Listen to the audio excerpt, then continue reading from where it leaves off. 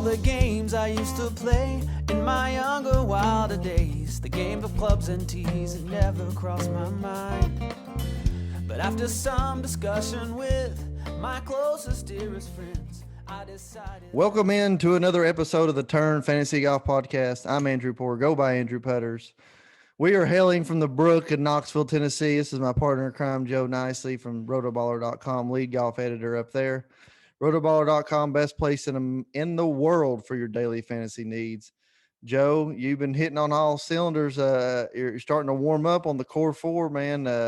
What we got going on at Rotoballer this week? Thanks, Andrew. Yeah, man. Doing well over there. Kind of really turned the season around, heading in the right direction. But it's not just me. We've got amazing contributors over there. Spencer Aguiar does a great Vegas report and also has a model over there that people absolutely love. Josh Bennett has a course breakdown that's great. Hope you can check that out every week. We also have tons of amazing free content over there. So we hope you'll go over there to rotoballer.com, check out our free stuff. We think you'll like it and sign up for the premium. Use promo code NICE, N-I-C-E, when you do. And you get an extra discount off our already half off price that we're running through the Tour Championship. So let's just not even waste any time. A little bit of controversy at the Brook this weekend. Beaverbrook Invitational, 1 under par wins it. Is playing the toughest I've ever seen it play in my life. 6,000-yard golf course. Guy from University of Tennessee won it at 1 under par. His home course and shot 1 under. A lot of scores in the 80s, Joe. Shot 82 myself the opening day. Shot 72 in the second round. Finished tied for first in the second flight. But I know you didn't get out there this weekend because the tournament was going on, Joe. So I guarantee you just sat on the couch, watched a little Kiowa action, didn't you? Oh man, I took it in. Hung out by the pool over at our buddy Stacy's house. Took the family over yesterday and kind of made a day of it and had a ton of fun, man. It was an amazing tournament. Loved watching the PGA. Loved that golf course. Absolutely love it. I told you before we came on that the PGA needs to do something, man, to get the Ocean course in the rotation a little bit more. We need it at least once every 5 years. That place is just amazing. And Phil, what can you say? Just a huge surprise. Shocked. I'm still trying to recover from it. Literally still trying to recover from it. had a big weekend and really enjoyed watching the golf. So just amazing, man. Oldest major champion in history. 50, almost 51 years old. Kind of outlasted Brooks. Big bad Brooks went down there. And Phil hung tough, man. Really tough golf course. Really amazing. The way that Phil was able to handle that in the form that he's been showing. Flashed a tiny bit there at Quail Hollow a couple of weeks ago, but certainly nobody saw this one coming, AP. Absolutely not. And I am the vet. I usually speak on vets all the time. And you would think if it was ever going to be a week where I was going to be at the top of the leaderboard, it'd been this one. You had Justin Rose, you had Oosthuizen, you had Phil Mickelson, you had Paul Casey. Of course, now some of this brought on by the conditions early on Sunday. Very, very mild conditions, like we were talking about before the show, and a lot of low scores. I mean, literally, I would say I think Answer shoots 7 under 65 in the last round, probably moved up 50 spots to I don't know if he probably finished top 10, I think, or maybe just outside the top 10. No, can't remember. But anyway, it is a wild Sunday. Phil, I'll be honest. I mean, Phil he had a 2-shot lead, wasn't even the favorite going into Sunday. So, well, here's a question, Joe, before we move on to the slate. Will we look back one day and nobody will know who Louis Oosthuizen is? And he's probably had like 6 top 3s in majors. Yeah, it's pretty unreal. I don't have the stats in front of me, but his major championship record is really unbelievable to only have 1 win at the Open Championship a few years ago. I think he's finished runner-up in each one of them. And the guy is so solid, but he just absolutely always seems to stay in neutral on Sundays and when it's important. Never seems to be able to make that big putt. He hung in there. And you almost wondered if maybe, these guys at the top weren't going to fall apart after a really rocky start. And Louis did hang tough, but just never seems to be able to put his foot on the gas. Even though he's a classy player, and that's why he always shows up in these major championships. We talked about it last week on the show, Andrew, when we had Spencer on. Just the type of major championship pedigree that Louis has. And that certainly shined through this week with these experienced guys that were up there at the top. And it goes, it goes a long way to speaking to the golf course that they were on, that we saw those type of players up there. Certainly the opposite of a cookie cutter golf course. These guys were required to hit shots, shots that we don't routinely require, that aren't routinely required on kind of the cookie cutter PGA Tour stops that we see a lot of this new age bomb and gouge golf. And you had to hit some shots last week. You had to hit your long irons. You had to hit some knockdown shots in the wind. You had to be able to scramble. You had to be creative. So we saw a lot of guys with open championship success. We saw a lot of veteran guys that have been around the block. So just a really, really interesting week, man. We got another one coming up in Colonial. Love this golf course. Another old school golf course that requires shot making. So really excited both about last week and to dive into this week. Yeah, I mean, I would love to see a top 10 like this every week. And what I mean by that is not necessarily the names, but I want to see golfers that have to make decisions on accepting the golf course for how it is and playing it to that level. And what I mean by that is you take what the golf course gives you and you play the course. Like you said, we not every week, but we have several weeks where it is a bomb and gouge or a cookie cutter or something like that. And this was definitely not the case. Actually, I thought the distance of the course would hurt more players than it actually did. Very surprised on a few of the names up there, the top 10. But another thing I did notice that, like the guys, like let's just say that, like there was several guys that were in the lower part of the leader or lower part of the field going into Saturday. They played better. The top kind of came back, and so then there's several guys top 10, top 20 that dropped to like almost last place because they played late on Saturday afternoon. And you saw like Neiman and Stuart Sink. They all. I mean, even Victor Hoffman played pretty well. But that win definitely was a key, and you could tell, after about 10:30 in the morning, it really started blowing a lot harder. So if you teed off at 8:00, you had a huge advantage over those guys. So, but like you said, we do not have a cookie cutter, and the Charles Schwab Challenge used to be known as probably more known on tour as the Colonial National Invitational. This tournament has been around for 75 years, Joe. Held at Colonial Country Club. Not only has it been around for 75 years, but and a regular tour stop for 75 years, and a very well known country club throughout America. But it's also a 1-year anniversary for the Turn Fantasy Golf Podcast. This is our first show that we did was on the Colonial Country Club golf tournament last year, the Charles Schwab. It was the first tournament back from the pandemic or the shutdown, and so we obviously, and it's fresh on our brains because of that. And man, what is there not to be said about Colonial Country Club? Let's get into the stats a little bit about it. Par 70, 7,200 yards, Bermuda throughout, different types of Bermuda, but Bermuda throughout. I mean, this is just anything that Ben Hogan's a part of, it's going to be good. Anything that his name's on, and I know he didn't have anything to do with design, but that's where he lived and decided to play, and was at this country club. And architects Perry Maxwell and John Bredemus back in 1936, never been redone, Joe. Never been redone since 1936. I mean, I am fired up just as usual. Anytime they play an old school golf course like this, you're going to see a leader about 10 to 15 under. It's going to be a great, great tournament. Defending champion Daniel Berger, right? Held off Jordan Spieth, excuse me. So, you want to talk anything about Colonial? I mean, there really isn't anything to say other than it's just amazing.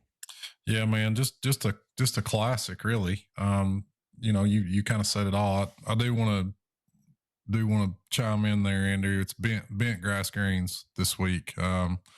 one of the few courses we see with bent. One of the few that we've seen to this point this year. So it's kind of an interesting surface, bent surface on the greens. But yeah, man, like you said, par 70, only 2 par 5s. So these guys, aren't going to be able that aren't going to be able to go out there and just rack up birdies on the par 5s this week. Distance is pretty much negated here, man. Tree line fairways, lots of dog legs. You have to be in position off the tee. I'd certainly call it a second shot golf course. Looking at strokes gained approach, looking at proximity this week, and we've seen it. Kind of the winners bear that out. Daniel Berger, Kevin Na, Jordan Spieth, Kevin Kisner, guys that aren't by any means long. We've seen long guys be able to play well here, but I don't think distance is an advantage at all this week. Looking for ball striking, looking for guys that can hit fairways. Just a classic layout, and it's going to require these guys to make some shots, man. Kind of, it's nowhere near the golf course we saw last week, but kind of similar situation where experience, the ability to make golf shots, the ability to be accurate, both off the tee and on approach, is what's going to matter this week, man. Yeah, and this star-studded field. I think everybody on the tour loves the players, so you're always going to see a lot of vets here. Like you said, this was the fame. Wasn't this since first week back? This was where the first DeChambeau blow up was, right, with the little out of bounds stake on the fence line, where he got into it with the official last year. So let's just get right into the slate, Joe. We'll start out 10 grand above. Berger, Reed, Morikawa, Thomas, Spieth. I really hate that Jordan Spieth's 11-2 because it's win or go home at this rate. And you're probably getting the same value out of, be honest with you, out of the Berger, Reed, Morikawa, and paying a lot less. I'm going to go ahead and start this one off, Joe, before I ask you. JT is an automatic fade for me. A huge advantage he has is his ability to hit that driver a long way. Not that he doesn't have great proximity, because he does, but I just don't think this course for at that price for him is going to, it's not a huge, he doesn't have a huge advantage going to this course like he does a lot of others. No part, 2 par 5, like you said. Love Berger, love Morikawa, love Reed because he can get hot with the putter. I really love Spieth. I don't really know where I'm going. I just know I'm not going with JT. Probably won't go with Spieth at 11-2. So at those top 5, Joe, where you at? Yeah, they almost had to price Jordan up there, Andrew. He's coming in 11-2. He's atop the salary scale, but they didn't really have much choice other than to put him up there. He's played so well recently.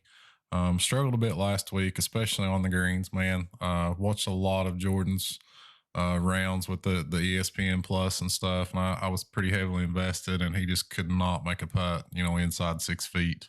But the course history here is great. He won this golf tournament in 2016, has a runner-up and 2 more top 10s since 2016.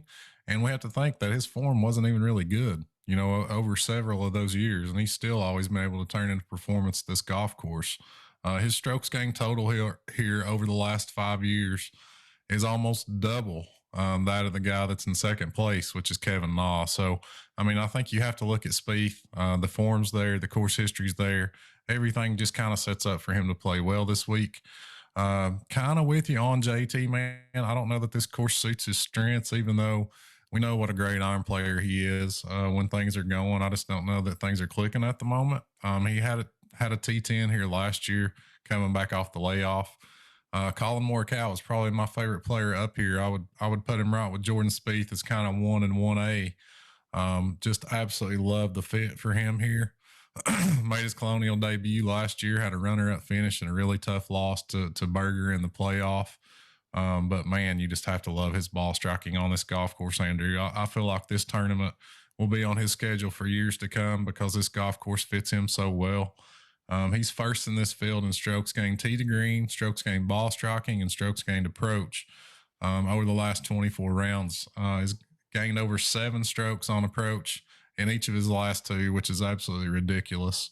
And the concern with him is always the putter. When he putts just decent, he wins golf tournaments. The last time he gained strokes putting was at the WGC Workday, which he won. He's lost strokes putting every start since then. If we're looking on the bright side with Colin Morikawa, though, bent has proven to be his best surface. He's still losing strokes on bent grass, but it's his least worst surface. So, I love Colin Morikawa this week. I'll be starting a ton of lineups with him. Reed, you mentioned, has played well here. This is his type of golf course. Grind it out, scramble, make shots. And his record here reflects that. Had a T7 here last year. Berger's the defending champion. Had a really rough outing last week as a popular play at the PGA. But he's just not showing it to us in majors, man. So, maybe we can expect a bounce back here from Berger. But if I'm going 10 and above, my eyes go straight to Jordan Spieth and Colin Morikawa up there.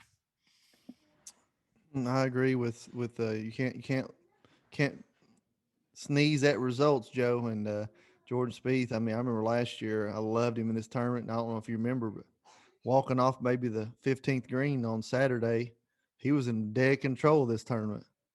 And it was like he forgot how to play from 100 yards. It was the craziest thing I ever seen in my life. But moving right along, this will be the week that I hang up my Zalatoris shirt. I don't think that his ability to hit those long irons and hit the driver dead straight is really going to, what has really helped him is I'm not sure that he ever pars a par 5, Joe. I'll just be honest with you. The shot tracker is amazing watching him hit drivers dead straight. It's really, really wild, but I just think that his advantages, kind of like JT's, are being taken away with Colonial. But love me some Answer. Scheffler, Corey Connors, love him on this track. I don't dislike Sanjay M all the way down to Kokrak, Joe. Where the 9K range. Throw a few names out there that you want to highlight.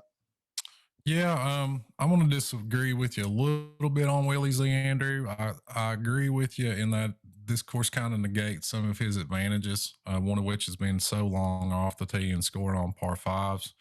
But his approach numbers are still kind of superhuman good, man. He's right there with Colin Morikawa when it comes to iron play. He gained 8.2 strokes on approach last week at the PGA on that golf course. These greens are tiny. So approach play is kind of number one in my model this week. He gained 9.5 strokes on approach at the Byron Nelson. I'm sticking with Willie Z. He's a Texas kid. He's very familiar with this area, familiar with the environment there. And I like him, even though I do feel it kind of negates some of his advantage off the tee. Abraham Answer, you talked about earlier, had that kind of unbelievable closing round. At the Ocean Course, final round 65, just on fire. This course is a great fit for him. His lack of length is not going to be an issue here. His precision is going to be a huge asset here, and I expect to be very, very popular. So while I think he's a great play, I think in GPPs you might want to consider, kind of keeping an eye on his ownership, because I do believe it's going to get up there.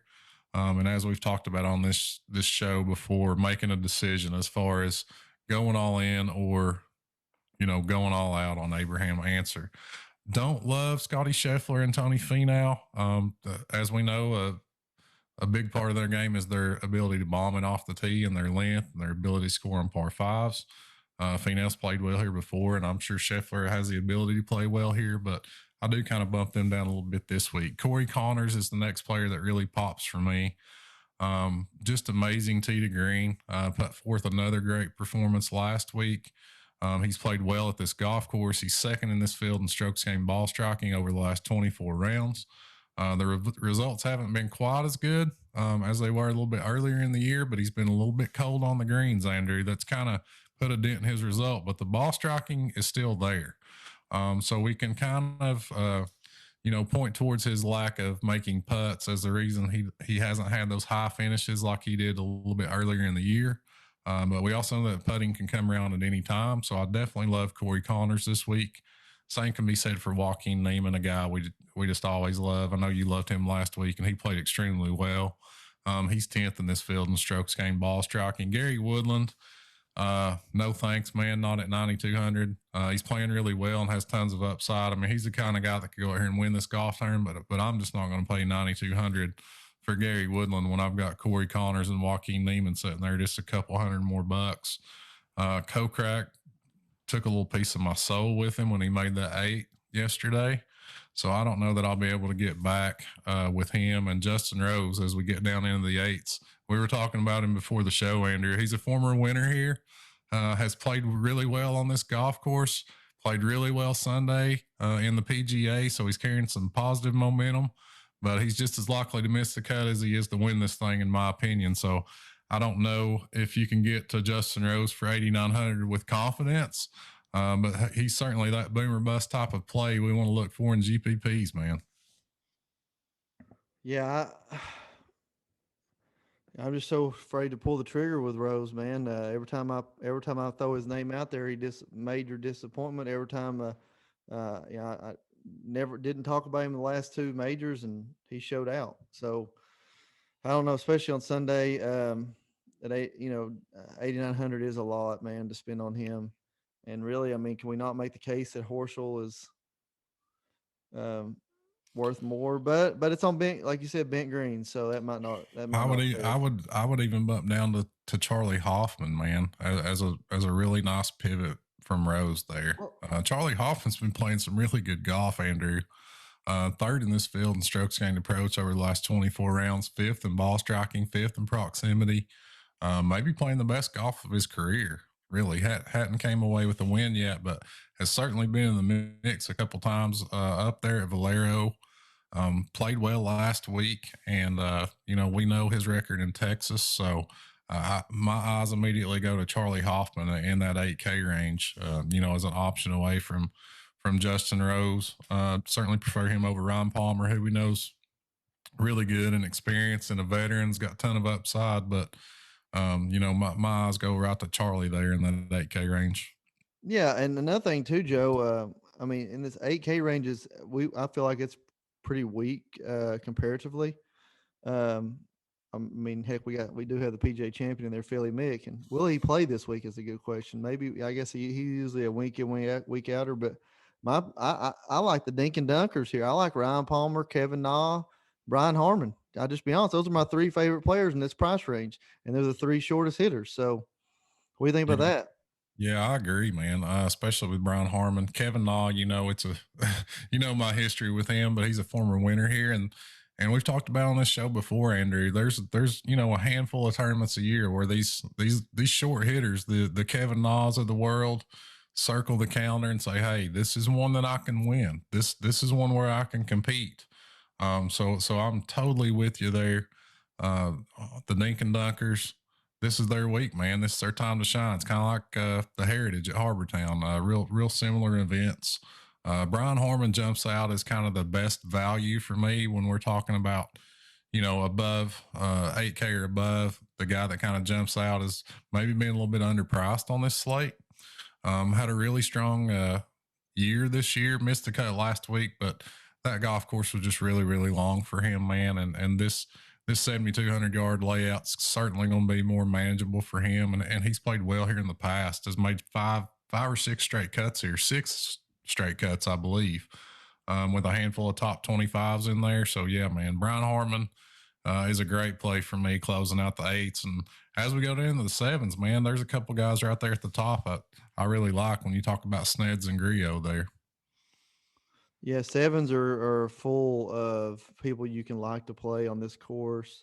Sneds, had a couple couple weeks ago. He does also put a little bit better statistically historically on Bermuda greens. But you still got to love Ian Poulter down here. You got to love Chris Kirk. I hate to say it, but you got to love Matt Kuchar. I'll even throw a vet out there like Lee Westwood on this course. If we've seen anything out of Sergio up to this point this year, other than a few little tournaments, I would throw him out there, but can't do it. Joe Damon, love him. Scott Stallings coming off the second place finish. I don't necessarily love him in this event, but his strength is his iron play. So if he stays hot with the putter like he was last week, or the week before last, he made 30 birdies like we said. I wouldn't mind throwing him in a few. Kisner, probably the best value in the field at 7,200 on this course. Joe, take over in the 7K range. Yeah, man. Like a lot of the guys you mentioned, Andrew. Like I said there at the top, really like Sneds and Griot. Sneds kind of finding some form lately. This is the type of track where his lack of length isn't going to hurt him. And his track record here is really solid. Got a couple of top 20s here since 2016. Griot has played well here as well. Had a third place here in 2018 and also a couple top 25 since 2016. We know the type of ball striker that he is. So really like Sneds and Griot there, kind of kicking off the 7K range. And as we work our way down, man, our boy Chris Kirk, I'm ready to get back on, Andrew. Missed a couple cuts in a row. Missed the cut last week at the PGA. Missed the cut at Wells Fargo. But those golf courses weren't really great fits for him, man. When we start talking about 75 and 7,600 yard golf courses, kind of getting out there for Chris. He's a great player, but not the longest guy on tour. But he's a former winner here at Colonial. This golf course is right down his alley. Still grades out statistically well despite those two missed cuts. So after a couple of weeks of kind of being cool on our boy Andrew, I'm back on Chris Kirk at 7,600. Love that price tag. I'll toss out Peter Uline there, just because the course history is pretty impressive for him, and he's had a win on the KFT tour, played really well this year. So I'm going to throw out Peter Uline there. Kind of in the mid 7.5s as kind of a dart. You mentioned Joel Damon. I really like him this week. He's got a couple of top 20s in his last 3 starts at Colonial. Gained strokes on approach last week and has actually looked pretty well from tee to green. He's kind of turning into a little Bubba in that he plays well at the same golf courses a lot. I believe he likes Colonial, and it's the type of length that he can handle. And as we get on down the 7s, you mentioned Kisner, a former winner here. This course just screams his name, but the form hasn't been there, so I'm a little reluctant to get on Kisner. Doug Gim, all the ball striking numbers pop, man, but the results just never seem to be there. And you can say the same thing for Doc Redmond, who's kind of struggled, but seems to be finding his way out of the wilderness a little bit. That's where I'm going to close out the 7s. And as you get down in the 6s, I mean, there's a couple of super cheap guys I want to talk about this week, AP, but tell me if you're going to be dipping down these 6s. Anybody popping for you? I mean, JT Poston's got some decent course history here. Richie Lewinsky he's come along to be a pretty decent player here, I think. I kind of like Richie this week. I kind of like him this week. I was looking at him earlier today. That's a pretty good call there. I'm wondering, I know he didn't play good on the weekend. I think that be honest with you, I think that Stinson's starting to take golf a little bit more serious. I think he had some injury issues that were not being talked about over the past couple of years. So he's got a stranger on the bag this weekend, caddying for him, and he caddied for him last week at the PGA. Like I said, didn't play great. Did shoot 71 on Sunday though. I'm willing to dab a little Stinson in there, just very little, because he will basically have zero ownership in my opinion. Are we talking Field 2.0 this week, AP, with Stinson there? Wouldn't that be something? Stinson come out and shot 18 under in his tournament and won. The Stinson of old, whenever he literally was either the first or second best player in the world, just 5 years ago, which is crazy. Staying away from the champ and the Hoagie, Wyndham Clark staying away from, Scott Piercy staying away from. Those are the guys that normally I like because they bomb it, play par 5 so well. Rogers, you want to stay away from him.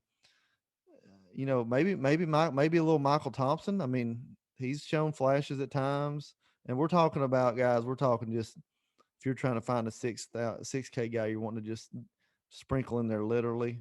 What about Seaford? He played pretty decent down at Harbor Town. I feel like that's the only kind of type of course that we've seen him on like this. He played pretty decent at the Honda. I'm trying to. I think a good course that matches up with the Sony or is with the Sony Open. Or RBC. RBC's not exact.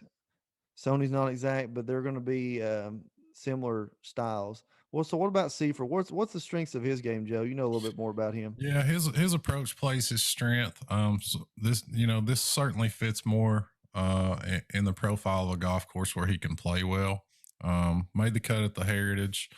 Um, played really well at the Honda, like you mentioned. Played well in some opposite field events. But his iron play when he gets that going, that's certainly the strength of his game.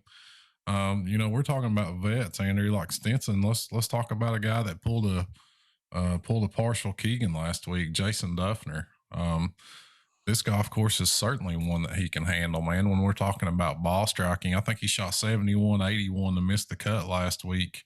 But he's 29th in this field in strokes gained approach. He's 14th in overall proximity, and he's 24th in fairways gained.